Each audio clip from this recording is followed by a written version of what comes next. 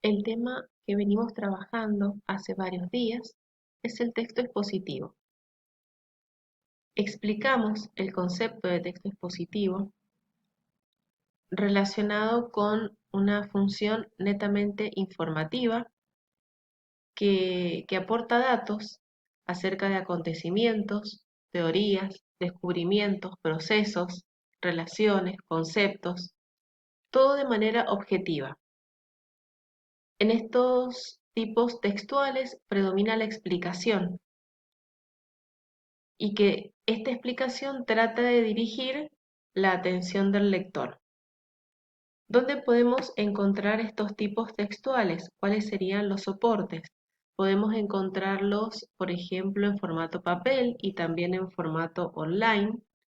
Y podemos encontrarlos en manuales, en enciclopedias, en artículos de divulgación científica, en informes, en reseñas, en abstracts. Todo esto ya sea en formato papel o en formato online.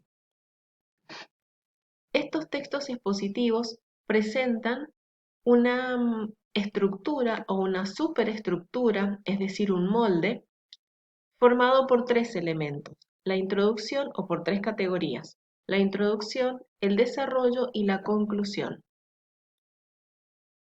Vamos a ver acá tenemos esas categorías que se llaman canónicas, categorías canónicas. La introducción, ¿qué es lo que hace? Presenta el tema, objetivos, hipótesis y trata de orientar la atención y el interés del lector. Después tenemos el desarrollo, que es una exposición ordenada del tema, busca expandir la idea original presentada en la introducción. Allí aparece información conocida e información nueva. Y por último tenemos la conclusión, que es como el cierre del texto, en donde se dan a conocer las ideas más importantes ya mencionadas, es decir, que no se agrega información nueva durante la conclusión. La introducción no posee marcas lingüísticas específicas. El desarrollo puede presentar algunas marcas y la conclusión presenta marcas como así, finalmente, en conclusión, para finalizar, para cerrar. Son distintas formas de manifestar la conclusión. ¿Cuál es esa superestructura? Fíjense, esta es la silueta. Tenemos introducción acá al comienzo y la conclusión al final, que es la que cierra el texto. Estas dos categorías son optativas, es decir, que pueden estar o no en el texto. Y tenemos la categoría canónica obligatoria, que es el desarrollo. ¿Qué puede aparecer en un texto expositivo? Por ejemplo, un texto expositivo puede aparecer con introducción y desarrollo, pero no tener conclusión. O puede aparecer directamente a partir del desarrollo y se cierra con una conclusión. Además de esta superestructura, tenemos o podemos identificar dentro del desarrollo distintas categorías procedimentales, como por ejemplo la descripción, la definición, la clasificación, la ejemplificación, la analogía, la comparación y la paráfrasis. Hay otras también, pero estas son las que vamos a trabajar este año. Vamos a ir explicándolas una por una. Descripción. Acá tenemos una de las primeras categorías procedimentales. Es una asociación de rasgos o propiedades de un elemento para caracterizarlo. Es decir, me otorga cualidades a un objeto, a un elemento, por ejemplo, un ambiente, una época, seres animados o inanimados. Vamos a leer el ejemplo que acá les he incluido. En la quebrada del Cerro Navarro, en la cordillera de los Andes, se levantan los penitentes, protegidos del viento por abruptas laderas. Nacen al final del invierno, cuando un manto de nieve cubre la quebrada a partir de los 4000 metros. Durante el día, la nieve se ablanda por el sol, mientras que de noche se endurece y dilata produciendo fuertes estampidos. Con el pasar de los días, sobre la superficie aparecen surcos de pocos centímetros, primero y finalmente de varios metros.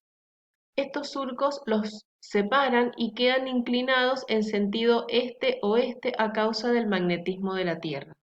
Entrado el verano, la nieve se derrite debido al calor y los penitentes se derrumban o son destruidos por estruendosas avalanchas de rocas. Acá tenemos entonces una descripción de un lugar de nuestra provincia que es Los Penitentes.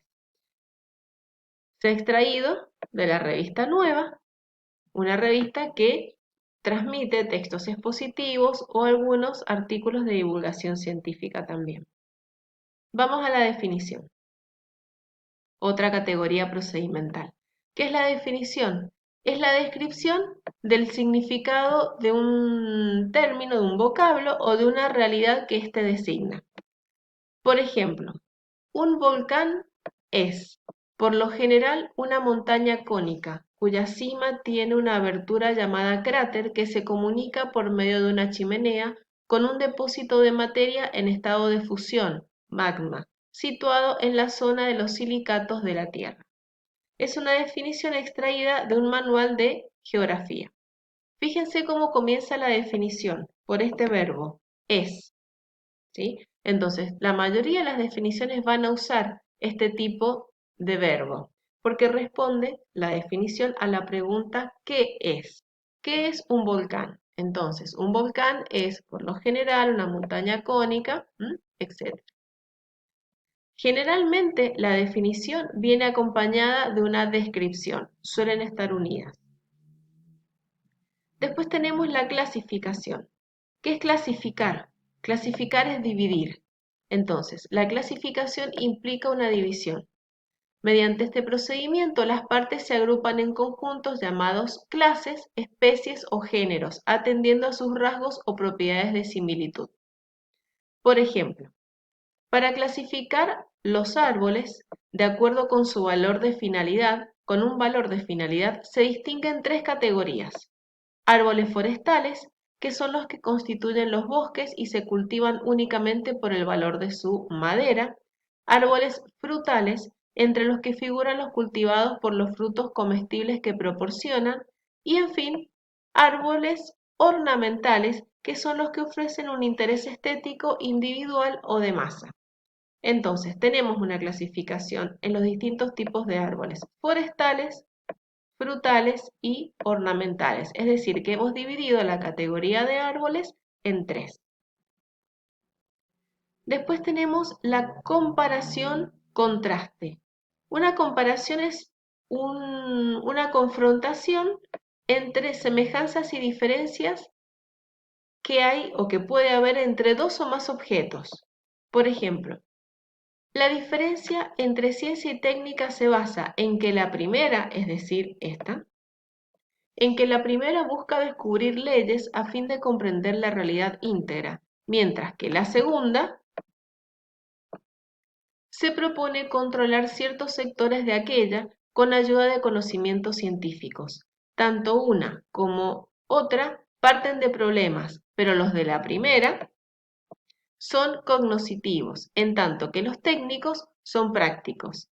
Ambas buscan datos, formulan hipótesis, postulan modelos y teorías. Es decir, se establece la diferencia entre ciencia y técnica en relaciones de similitud, es decir, en aquello en que se parecen, por ejemplo, en este ambas, que es lo que las dos buscan, y en relaciones en las que las dos se enfrentan. Por ejemplo, la ciencia atiende a aspectos cognitivos, mientras que la técnica atiende a aspectos prácticos.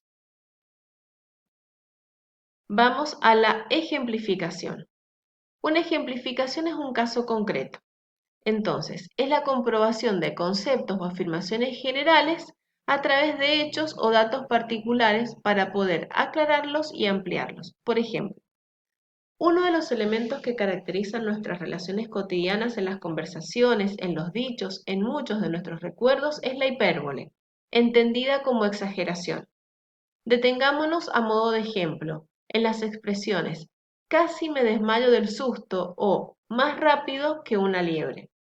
Entonces acá me da un concepto general, hipérbole, con un sinónimo exageración y me agrega un ejemplo concreto para que yo pueda entenderlo. Por ejemplo, casi me desmayo del susto. O también, otro ejemplo, me muero de amor. ¿Mm? Esta categoría, la ejemplificación, aparece con una marca lingüística que es esta frase a modo de ejemplo o por ejemplo. Son marcas lingüísticas con las que yo me doy cuenta que hay una ejemplificación. Después tenemos la analogía, que consiste en la aclaración de conceptos, afirmaciones o fenómenos a través de lo referido a la semejanza. Acá hay una diferencia con la comparación, porque en la comparación yo veo semejanzas y diferencias, en cambio en la analogía relaciono dos o más elementos, pero solo teniendo en cuenta aquello en lo que se parecen, es decir, en las semejanzas. Por ejemplo, el microondas es un electrodoméstico que utiliza un modo de cocción muy diferente del que estábamos acostumbrados y que es el de fricción molecular. Cuando nos frotamos las manos nos produce calor. Con un principio similar, las microondas frotan las moléculas de los alimentos y por eso se produce el calor que nos cocina. Entonces, cuando frotamos las manos, eso produce calor, semejante a las microondas que están dentro de ese aparato, que es como si frotaran los alimentos y produce el calor que los cocina o que los calienta. Esa sería una analogía. La paráfrasis. La paráfrasis o reformulación es cuando se repite una explicación de otra forma. Se aclara, pero de otra forma. Y tiene marcas lingüísticas. Esta más es la marca lingüística. Es decir, por ejemplo, un ecosistema representa una unidad funcional en la que la relación entre los elementos biofísicos, seres vivos y medio físico está controlada por el flujo de energía que permite al conjunto funcionar. Es decir, va a decir lo mismo de otra manera. Se establece un flujo trasiego de energía que pasa de unos seres vivos a otros, principalmente mediante la alimentación. Vamos a la explicación, que la explicación es una exposición detallada, ampliada de un tema, con la idea de aclararlo o reafirmarlo. Por ejemplo, el contacto terapéutico reconocido como instrumento esencial para la curación forma parte del adiestramiento de las enfermeras, en la actualidad en varios centros médicos de importancia.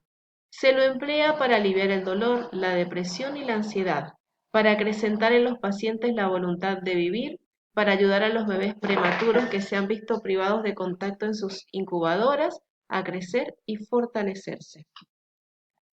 Estas entonces serían las estrategias o categorías procedimentales.